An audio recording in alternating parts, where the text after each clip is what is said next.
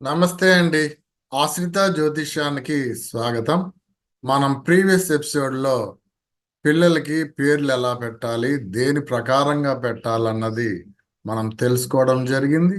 మరి ఈరోజు ఎపిసోడ్లో ఒక కొత్త టాపిక్ అండి, వివాహానికి సంబంధించి మనం కొన్ని ఎపిసోడ్లు తెలియజేసుకుందాం. ఈరోజు వివాహ యోగం అంటే వివాహానికి సంబంధించినటువంటి యోగం ఉండాలంటే జాతక చక్రంలో ఏవేవి బాగుండాలి, ఏ విధంగా ఉంటే ఏ విధంగా ఉంటుంది అన్నది మనం తెలుసుకుందామండి. Let's start. వివాహ యోగం చూడాలంటే ఫస్ట్ చూడవలసిందండి సప్తమ భావం. అంటే సప్తమ భావంలో ఏదైనా గ్రహం ఉండటం కానీ లేదా సప్తమ భావాన్ని వేరే చోట నుండి ఆ సప్తమ భావాన్ని శుభదృష్టితో చూడటం అన్నది ఫస్ట్ పాయింట్ అండి, ఎక్కువ పాయింట్స్. రెండవది సప్తమాధిపతి. సప్తమాధిపతి ఏ లగ్నానికైనా సరే పాపి అండి. సో అలాంటినప్పుడు సప్తమాధిపతి శుభగ్రహాలకి దొరికి ఉండాలి, రెండో పాయింట్. మూడోది శుక్రుడు అండి. వివాహానికి కారకుడు శుక్రుడు. అంటే శనిపాలిత లగ్నాలకి శుక్రుడు ఆటోమేటిక్గా శుభుడు అండి.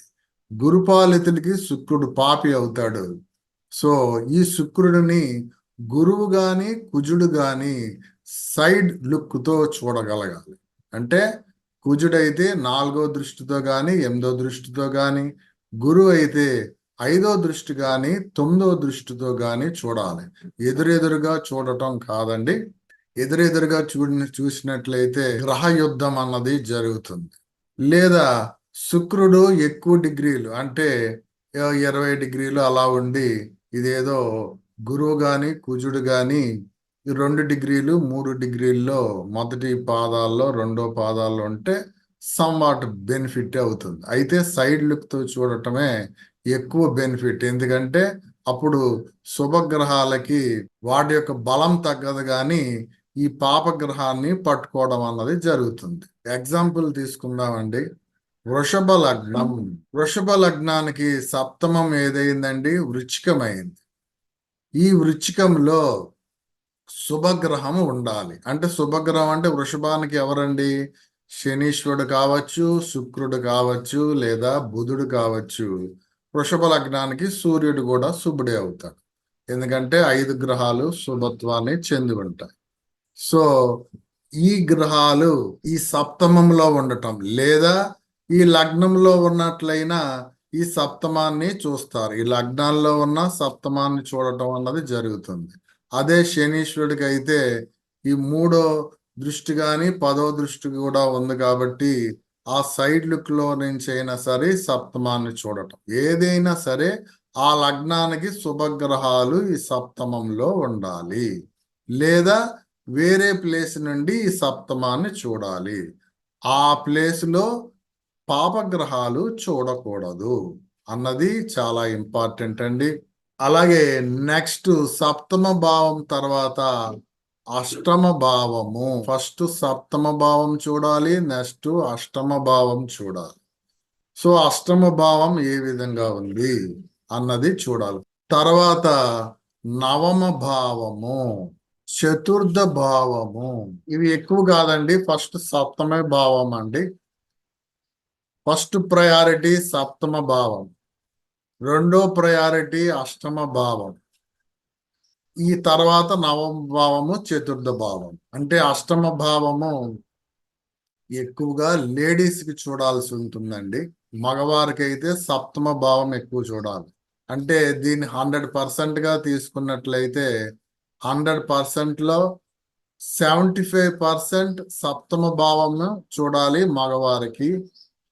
ఇంకా మిగతాది ఒక 15% అష్టమ భావము, మిగతాయి నవమ భావము, చతుర్థ భావము 5% గా చూడాల్సి ఉంటుంది. చతుర్థ భావం ఎందుకంటే అది గృహస్థానం అండి. సో ఆ గృహస్థానము, నవమ భావం అంటే శుభకార్యాలు జరిగే స్థానం కాబట్టి వీటికి ఒక 5% నవమ భావం 5%, చతుర్థ భావము 5% చూసుకున్నట్లయితే, సప్తమ భావము 75% చూసుకున్నట్లయితే, ఇది 15% చూడాలి. ఏది మగవారికి అయినట్లయితే. ఇదే లేడీస్ కి అయినట్లయితే అష్టమ భావాన్ని 60%, సప్తమ భావాన్ని 30%, నవమ చతుర్థ భావాల్ని 5% గా చూడాల్సి ఉంటుంది. ఇంకా రెండోది సప్తమాధిపతి అండి. ఏ లగ్నానికైనా సప్తమాధిపతి పాపి అండి. ఉదాహరణకు వృషభ లగ్నాన్ని తీసుకున్నట్లయితే సప్తమాధిపతి ఎవరండి? కుజుడు అవుతాడు. ఈ కుజుడు ఎప్పుడు పాపి అవుతాడు. ఈ కుజుడిని శుభగ్రహాలు ఎవరైనా చూడాల్సి ఉంటుంది. సాధారణంగా శనీశ్వరుడికి సైడ్ లుక్ లో చూడటం అన్నది జరుగుతుంది. అదే గురుపాలిత లగ్నాలకు అయినట్లయితే ఆ సప్తమాధిపతిని గురువు గాని కుజుడు గాని సైడ్ లుక్లతో, రెండు గ్రహాలు సైడ్ లుక్లతో, ఏదో ఒక గ్రహము సైడ్ లుక్ తో చూసినా సరిపోతుంది. గాని శనిపాలిత లగ్నాలకి శనీశ్వరుడే సైడ్ లుక్ లో చూడాల్సి ఉంటుంది. లేకపోయినట్లయితే రెండు గ్రహాలకి గ్రహ యుద్ధం జరుగుతుంది. వేరే గ్రహం ఏదైనా ఆ సప్తమాధితో పాటు కలిసి ఉన్నట్లయితే. ఇంకా మూడోది ఏంటంటే శుక్రుడు అండి. ఈ శుక్రుడు వివాహకారకుడు. అందుకనే శుక్రుడు సూర్యుడికి దగ్గరగా ఉండటం వల్ల శుక్రమౌఢ్యమి అని అంటారు. శుక్రమౌఢ్యమి వచ్చినప్పుడు వివాహాలు ఏమీ చెయ్యరు. ఎందుకంటే శుక్రుడికి వివాహకారకుడు అయి, కాబట్టి శుక్రమౌఢ్యం వచ్చినప్పుడు వివాహాలు చేయటం అన్నది జరగదు. ఇదే కారణం. అలాగే గురు మౌఢ్యం వచ్చినప్పుడు ముహూర్తాలు ఇటువంటివన్నీ శుభకార్యాలు కాబట్టి ఈ గురు మౌఢ్యం ఉన్నప్పుడు కూడా చెయ్యరు. కానీ శుక్ర మౌఢ్యమి ఉన్నప్పుడు ఒక్క శనిపాలిత లగ్నాలకి మాత్రమే చెయ్యకూడదు. గురుపాలిత లగ్నాలు చెయ్యవచ్చు. ఎందుకు? శుక్రుడు గురుపాలిత లగ్నాలకి పాపి. అలాంటి శుక్రుడు సూర్యుడు దగ్గరగా ఉండి అస్తమించి ఉండటం వలన అది గురుపాలిత వారికి శుభం చేకూరుస్తుంది. అంటే శత్రువు వీక్ గా ఉన్నప్పుడు గురుపాలితులకి బలం పెరుగుతుంది. కాబట్టి అటువంటి వారికి శుక్ర మౌఢ్యములో ఉన్నప్పుడు గురుపాలితులు చేసుకోవచ్చు. కానీ హోల్ అండ్ సోల్ గా కలేసి కొట్రా కావేటి రంగా అన్నట్టు మొత్తం అందరికీ ఎవరికి వివాహాలు ఉండవు అని అంటూ ఉంటుంటారు. అలాగే గురు మౌఢ్యం వచ్చినప్పుడు శనిపాలిత వారికి చేసుకోవచ్చండి పెళ్ళిళ్ళు. ఎందుకంటే శత్రువు వీక్ గా ఉన్నప్పుడు శనిపాలితులకి మంచిది. అంతే తప్పితే ఇది కూడా కలేసి కొట్రా కావేటి రంగా అన్నట్టు గురు మౌఢ్యం ఉంది కాబట్టి, అది శుభకార్యాలు కాబట్టి ఎవరికి చేయకూడదని అంటారు. కానీ శనిపాలిత లగ్నాలకి మంచిది. ఇది మీరు గ్రహించవలసి ఉంటుంది. అదే లేడీస్కి అయినట్లయితే అష్టమ భావం. అష్టమ భావం అంటే ఏంటండి? ఆయుష్ని చెప్తుందండి. ఇది లేడీస్కి మాంగళ్య బలాన్ని చెప్తుంది. దీర్ఘ సుమంగలిగా ఉండడానికి కూడా కారణమవుతుంది. వారికి ఆయుష్ అన్నది తగ్గకుండా ఉండాలి. వారికి ఆయుష్ తగ్గకుండా ఉండాలి. ఎందుకంటే వారికి ఆయుష్ ఉన్నట్లయితేనే వీరి ఇద్దరి యొక్క జీవితాలు చాలా సుఖ సంతోషాలతో ఉండటం అన్నది జరుగుతుంది. ఏది ఏమైనప్పటికీ ఈ వివాహ యోగం అన్నది మగవారిని బేస్ చేసుకునే మొత్తం అంతా ఉంటుందండి. లేడీస్ని బేస్ చేసుకుని ఉండదు. అంటే ఆ మగవారి యొక్క ఏ లగ్నంలో పుట్టారు, ఏ గ్రహాలు ఏ విధంగా ఉన్నాయన్న దాన్ని బట్టే ఈ లేడీస్ రావడం కానీ పిల్లలు ఇవన్నీ కలగటం కానీ ఇవన్నీ ఉన్నాయండి. మనం పద్మ పురాణం గురించి ఆల్రెడీ మనం ఒకసారి తెలియజేసుకున్నాం. రుణానుబంధ రూపేణ పశుపత్ని సుతాలయ అంటే తన యొక్క రుణం అంటే ఏంటండి? అతని యొక్క పాప పుణ్యాలని బట్టి పత్ని రావడం గాని, ఆస్తులు రావడం గాని, పిల్లలు రావడం గాని ఇవన్నీ జరుగుతాయి. అతని యొక్క రుణానుబంధము తీరిపోయినట్లయితే ఎవరికి వాళ్ళు వారికి వెళ్ళిపోవడం అన్నది జరుగుతుంది. అంటే ఆ పాప పుణ్యాలను బట్టి అతనికి అది సంతోషమా జరుగుతుందా లేదా దుఃఖము పడుతుందా అన్నది ఓన్లీ మగవారిని బట్టే ఉంటుంది తప్పితే లేడీస్ని బట్టి ఉండదు అని ఈ పద్మ పురాణంలో చెప్పడం అన్నది జరిగింది. అంటే అతను చేసేటువంటి పాప పుణ్యాలను బట్టే ఆడవారు కానీ, పిల్లలు రావడం కానీ, ఆస్తులు రావడం కానీ, ఇవన్నీ రావడం అన్నది జరిగింది. ఇప్పుడున్న ఈ కలియుగంలో ఎవరికైనా సరే 7వ భావము, 8వ భావము, అలాగే సప్తమాధిపతి మొత్తం అన్ని ఏదో ఒక పాపగ్రహాలు ఉండటము, పాపగ్రహాలు చూడటము, పాపగ్రహాలతో బంధించబడి ఉండటమే ఇటువంటివన్నీ జరుగుతూ ఉన్నాయండి. దానివల్ల వారికి వివాహానికి సంబంధించినటువంటి లేట్ కావడం కానీ, లేదా వాటి ద్వారా దుఃఖాలు కలగడం కానీ, ఈ విధంగా ఎన్నో రకాలుగా జరుగుతూ ఉన్నాయి. దీనికి కారణం వారు చేసుకునేటువంటి పాప పుణ్యాలను బట్టే ఈ జన్మలో రావడం అన్నది జరుగుతుంది. ఉదాహరణకి ఎవరైతే వారు పోయిన జన్మలో లేడీస్ని చక్కగా చూసుకోవడం, అంటే తల్లిని గాని లేదా తోబట్టువుల్ని గాని, భార్యను గాని, ఏ స్త్రీకైనా సరే వారు చక్కగా చూసుకునేటట్లయితే వారికి ఈ జన్మలో సరి అయినటువంటి స్త్రీ లభించడానికి ఆస్కారము ఉంటుంది. దానివల్ల ఎంతో ప్రేమ ఆప్యాయలతో ముందుకి వెళ్ళడానికి ఆస్కారం ఉంటుంది. వివాహం అన్నది జీవితానికి ఒక మైలురాయి వంటిదండి. ఎందుకంటే ఎక్కువ సంవత్సరాలు వివాహం అయిన తర్వాతే లైఫ్ అన్నది ఏర్పడుతుంది. సో ఏది ఏర్పరచుకోవాలన్నా, ఏది త్రుంచుకోవాలనుకున్నా వివాహం అయిన తర్వాతే మొత్తం అన్ని సుఖ దుఃఖాలకి కారణమవుతుంది. ఎందుకంటే ఒకసారి వివాహం అయిన తర్వాత అవి ఏదో రీతిన అది బ్రేక్ అవ్వడమో, లేదా వారి యొక్క జీవితాల మీద ఎంతో ప్రభావాన్ని కలగజేయడం అన్నది ఈ వివాహానికి సంబంధించినటువంటి అతి ముఖ్యమైనటువంటి ఘట్టము లైఫ్లో. కాబట్టి ఈ లైఫ్ కరెక్ట్గా ఉండాలి అని అన్నట్లయితే స్త్రీలని గౌరవించడం, లేదా స్త్రీలతో చక్కగా ఉండటం, అన్య స్త్రీల జోలికి వెళ్లకుండా ఉండటం, ఈ విధంగా ఎవరైతే చేశారో వారికి ఉత్తమ వధువు రావడానికి ఆస్కారం ఉంటుంది. అదే సేమ్ హ్యాండ్ లేడీస్కి చూసుకున్నట్లయితే ఎవరైతే భర్తని దెప్పి పొడవటం, అంటే భర్త ఏమి తెచ్చిన సర్దుకోకుండా పోవటము, లేని దానిని కోరటము, లేదా అగౌరవపరచటము, లేదా ఈసడించుకోవటము, ఈ విధంగా ఎవరైతే చేస్తారో వారికి ఈ జన్మలో సరైనటువంటి వరుడు రాడు. వరుడు రాకపోవడం వలన వివాహమైన తర్వాత కడు దుఃఖంగా ఉండడానికి ఆస్కారము ఉంటుంది.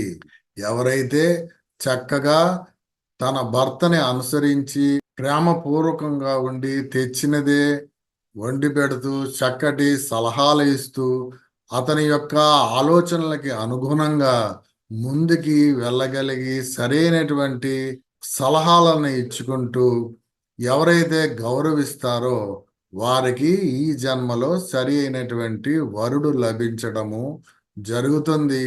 దానివల్ల సుఖ సంతోషాలతోనూ దాంపత్య సుఖంగాను ఉండడానికి ఆస్కారం ఉంటుంది. ఈ ఇద్దరు ఎవరైతే ఆ విధంగా చేయరో ఈ జన్మలో చేసినది నెక్స్ట్ జన్మలో వారికి సరైనటువంటి వధువు గాని వరుడు గాని లభించక మిక్కిలి దుఃఖంతోనూ విచారంతోనూ ఉండడానికి ఆస్కారము ఉంటుంది.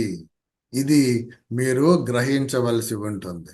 అయితే కొంతమందికి సప్తమ భావము బాగోదు, అష్టమ భావము బాగోదు, సప్తమాధిపతి అలాగూ బాగోడు, వారు పాపగ్రహాలకి దొరికి ఉండడు.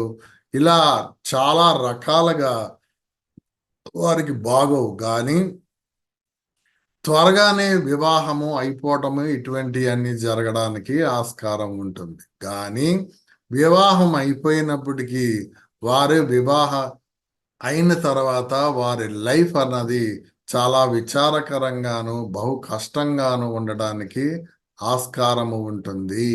లేదా వారు విడిపోవటము, లేదా వారు రకరకాలైనటువంటి ఖర్చులు జరిగి అనారోగ్యాలు బారిన పడి ఈ విధంగా వారు కడు దుఃఖంగా ఉండడానికి ఆస్కారము ఉంటుంది.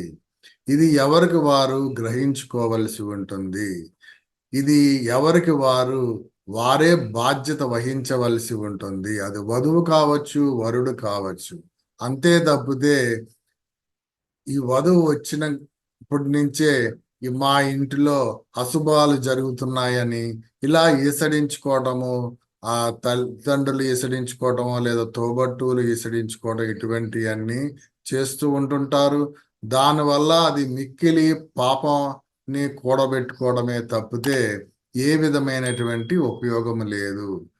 ఎవరి కర్మకి వారే బాధ్యులన్నది గ్రహించవలసి ఉంటుంది. అంటే అది సుఖమైనా కావచ్చు, దుఃఖమైనా కావచ్చు, వారు చేసుకున్నటువంటి పాప పుణ్యాలను బట్టి అది రావడం జరుగుతుందే తప్పితే ఈ దేవుడిని దూషించడం వలన లేదా ఎవరినో దూషించడం వలన ఉపయోగం లేదన్నది గ్రహించవలసి ఉంటుంది. అంటే ఏదైనా ఒక సంఘటన జరిగింది, అది మంచిది చెడ్డది అని అనుకున్నప్పుడు అది ఎవరికి వారు ఆ వరుడి యొక్క జాతకాన్ని బట్టి ఆధారపడి ఉంటుంది తప్పితే వధువును బట్టి ఆధారపడి ఉండదు. అంటే ఆ అమ్మాయి వచ్చిందని వేళా విశేషమనో, బాగా ముందుకు వెళ్తున్నామనో, లేదా పిల్లలు పుట్టారు వేళా విశేషమనో, లేదా ఈ అది శుభమైన కావచ్చు, పాపమైన కావచ్చు, అశుభ కార్యక్రమాలైనా కావచ్చు, అది చేయకూడదు.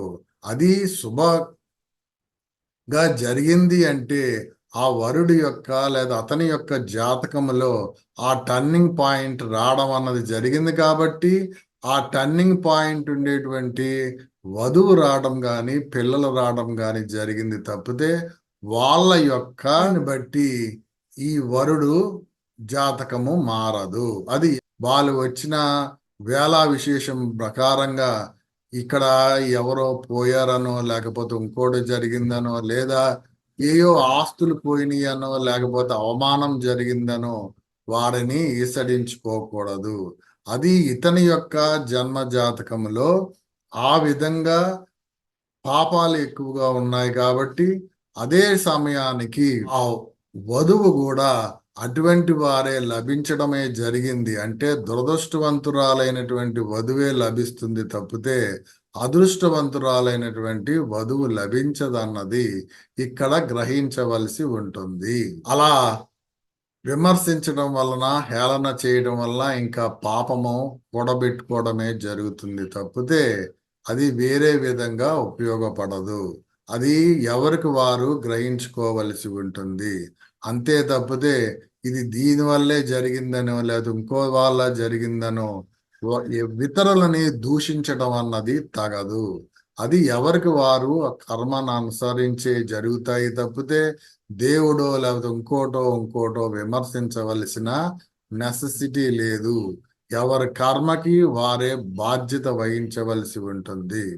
ఒకవేళ అటువంటి సిచ్యువేషన్ ఉన్నప్పుడు అది నిజాన్ని గ్రహించి ఓహో పోయిన జన్మలో నేను సరిగ్గా చూసి ఉండను, సరిగ్గా గౌరవించి ఉండను, లేదా సరైనటువంటి ప్రేమని ఇచ్చి ఉండను అని ఆలోచన కలిగి ఈ జన్మలో అయినా సరిగ్గా ఉండటం అన్నది చేసినట్లయితే భగవంతుణ్ణి ఆరాధించినట్లయితే స్వామి ఈ పాపాన్ని నుండి గట్టెక్కని చెప్పినట్లయితే వచ్చే జన్మలో అయినా ఆ యొక్క పుణ్యాన్ని బట్టి సరైనటువంటివి కలగడానికి ఆస్కారము ఉంటుంది. ఇది ఎవరికి వారు గ్రహించుకోవలసి ఉంటుంది. ఈ వీడియో మీకు నచ్చినట్లయితే లైక్ చేయండి, షేర్ చేయండి, సబ్స్క్రైబ్ చేయని వారైతే సబ్స్క్రైబ్ చేయండి. ఈ వీడియో మీద మీకు ఏవైనా సందేహాలు ఉన్నట్లయితే కింద కామెంట్స్ రూపంలో ఇవ్వండి. See you next video. Namaste.